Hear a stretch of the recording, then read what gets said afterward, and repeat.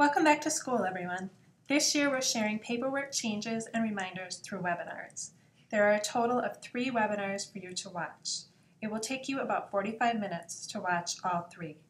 After watching the webinars, you will need to complete the quiz.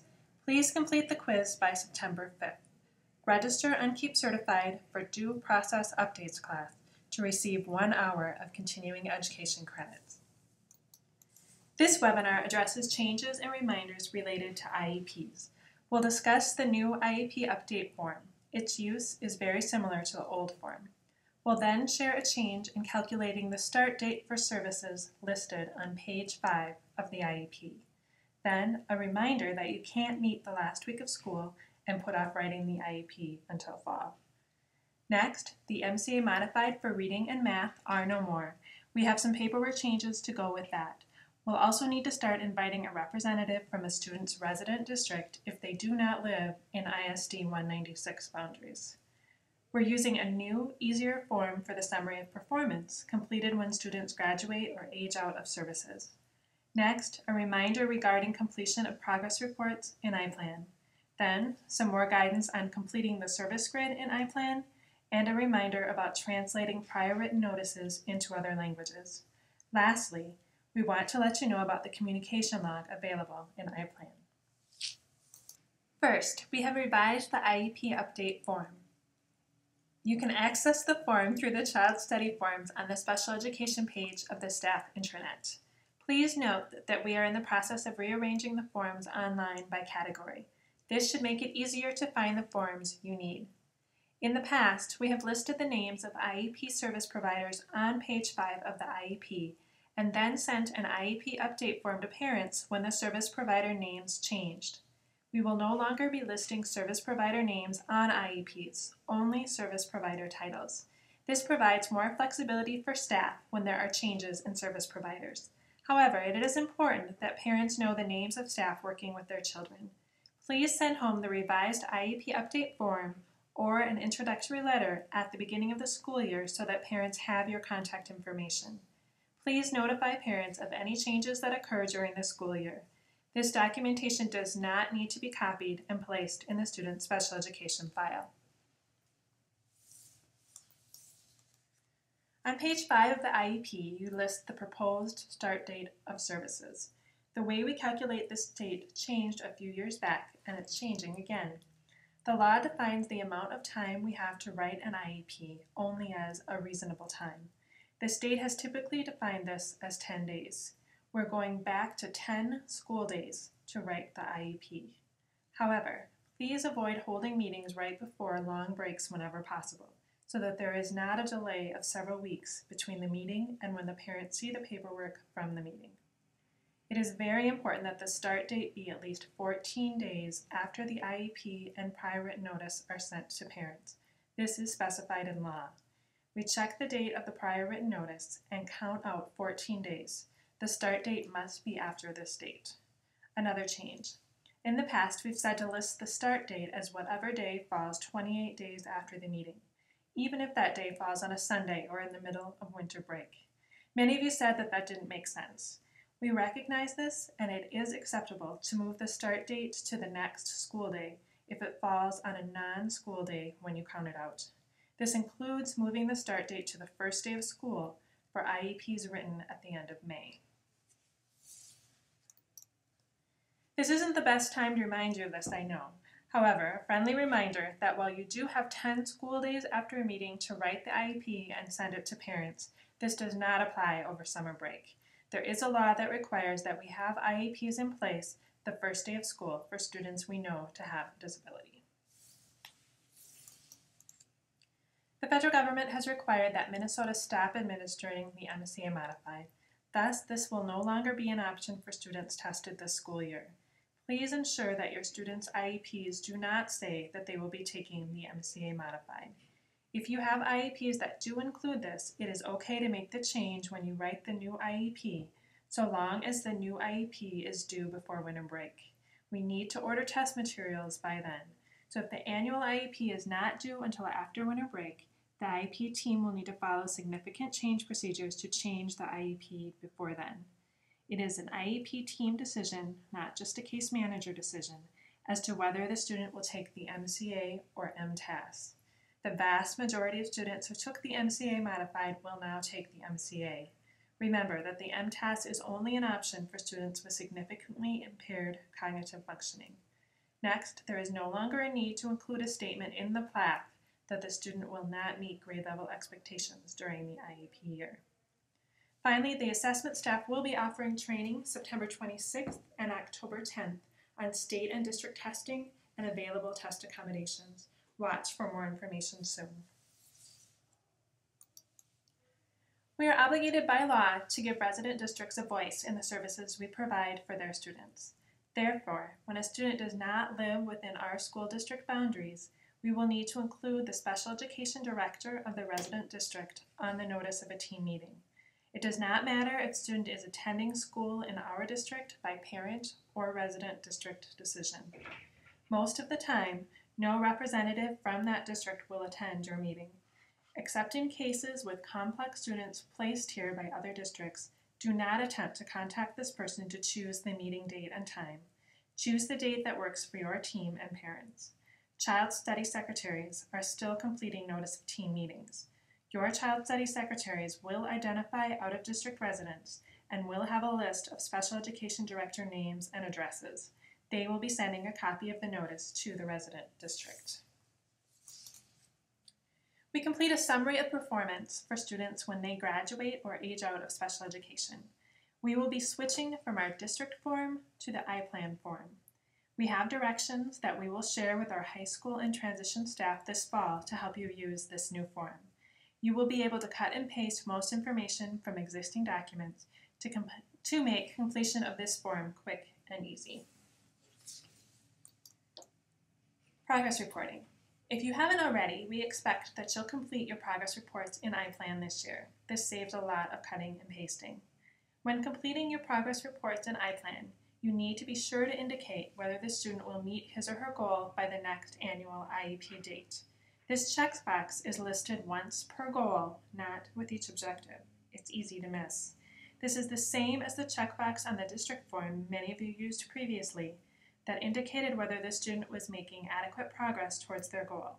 This is a required IEP component and is something we monitor during file reviews. As always, if a student is not making progress, the IEP team needs to adjust the IEP or the student services so that the student has a chance of meeting the annual goal. The team should not wait until the next IEP to make changes. Progress reports are designed to be mid-year checks to ensure that services are enabling students to make progress. Lastly, we need to report progress on IEP goals and objectives. This is a change from what we've done in the past. MDE feels that if we're measuring it, we need to share progress with parents. You will find progress reporting boxes in iPlan connected to both the goal and the objectives. If an objective is not addressed during the trimester, it is okay to indicate objective not addressed this trimester. However, you must address at least one objective per progress report, and all objectives must be addressed during the course of the IEP year. Next, some tips for completing the service grid on page 5 of the IEP. We have added drop-down menus for service names in iPlan for you to use when completing page 5 of the IEP. It is essential that you use the choices in the drop-down menus. We need this consistency in order to run reports that coordinators use for staffing. We want to be able to count your students correctly. The service names are most likely a change for secondary staff who are used to listing classes in the service grid. Instead of class names, we need to list the type of service that is consistent with the student's IEP goal. For example, if the student has an organizational skills goal, the service is listed as organization/study skills, rather than a course name such as academic prep.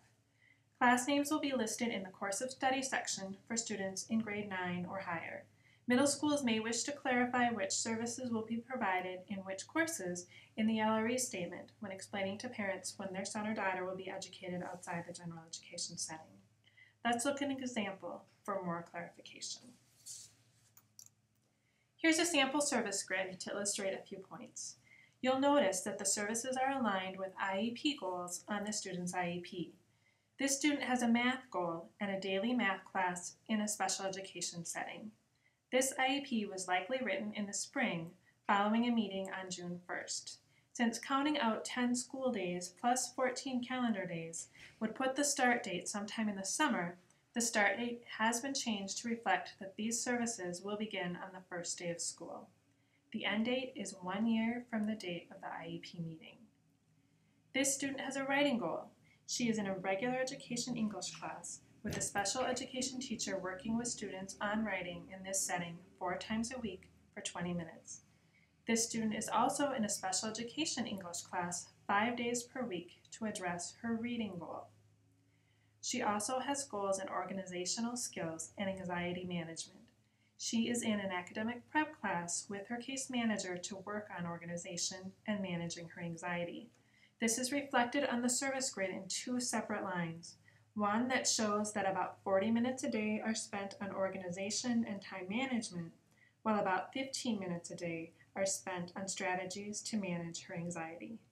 Related service providers such as speech, occupational therapy, and DAPE will find service categories that are similar to what they have used in the past. Note that there are different options for speech and language services. This student receives language services 1 time a week for 55 minutes. This student is also in extended school year. Be sure to include extended school year when completing your service grid. If you work in a transition program or send students to transition programs, be aware that services are listed differently than in other secondary buildings. However, the services will be listed very similarly to the way they have been listed for the past few years. Since we have transition programs in more than one building, we will first list the building, Transition Plus or Dakota Ridge, then we will list the area of transition, employment, post-secondary education and training, or independent living. If students are served in a center-based program or Dakota Ridge full-time, there is no need to break down their services by goal area.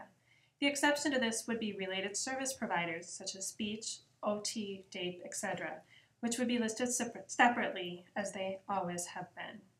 When listing services for students in center-based programs, we ask that you list the service as center-based - area of student's primary disability. So, a student in a CID program would likely receive services as center-based - ASD, and a student in the Dakota Ridge Sun program might receive services as Dakota Ridge - DCD - SP. We will not list the name of the center-based program in the service grid. However, we would like you to clarify which center-based program the student attends in the LRE. For example, Johnny will receive the majority of his services in the special education program for students with communication interaction disorders, CID, or Amy will receive the majority of her services in the special education program for students with developmental cognitive disabilities, DCD. This could also be worded as students with severe disabilities, in parentheses SPMI, or in the Special Education Communication Interaction Program, parentheses SIP, or students with emotional behavior disorders, parentheses EBD. You get the pattern. All right, moving on. We have students spending part of their day in 2 different schools. We want to be clear about which services will be provided at which school. We can describe this in a parent-friendly language in the LRE. In the service grid, list the service provided and then identify each service provider's school. For example, Dakota Ridge Special Education Teacher and Apple Valley High School Special Education Teacher. Let's look at an example. This student spends 2.5 hours at Dakota Ridge in the morning and then heads to Apple Valley High School to take a special education math class, a class with DCD students designed to teach functional skills, and then participates in a work experience class back at Dakota Ridge. I can identify the school by the school listed with each service provider. Just a reminder that last spring we shared directions for translating prior written notices into the family's native language. If you look at Form SCS8 in the Child Study Forms, you will be able to review the directions for this process. Remember that you do need to translate prior written notices into the family's language if they are not able to read English. We do have the forms themselves translated into several languages, so you'll usually be asking for translation of your responses to the 5 prior written notice questions. Prior written notices need to be translated when parents do not read English. If they tell you they can read English but speak another language, it is okay to give them the form in English. If parents do not speak English as their first language, please ask them what language they would like forms translated into. If they do not read their native language, if their native language is an oral and not a written language, or if their native language is so rare in this area that we cannot find a translator, we would not be expected to translate the form. We would then work to find oral interpretation for the family. When parents do not speak English as their native language, it is best to document under prior written notice question number 5, other factors considered, that you considered the parents' language preferences and detail what language parents requested. Please note that the notice of team meetings also need to be sent in the parent's native language. Notices can be found in other languages on the MDE website. Your Child Study Secretary will assist you in accessing these forms. You can use a program such as Google Translate to help you fill in the boxes. Be sure that when using Notice of Team Meeting forms in other languages that you fill in the boxes in the language the form is in. iPlan has a communication log available for your use. To access it, click on the icon that looks like a phone next to the student's name in your MyPlan screen. The icon also appears in the upper left corner when you are working in a student file. This will pull up a screen for you to log the information from the contact. Please print a copy of the communication and give to your Child Study Secretary so they can put it in the Child Study file for the student. There are advantages to using iPlan to log communications with parents. You can view communication for previous years as well as the current year. You can also view all communication on one screen. We hope you'll enjoy this convenience. This concludes this presentation.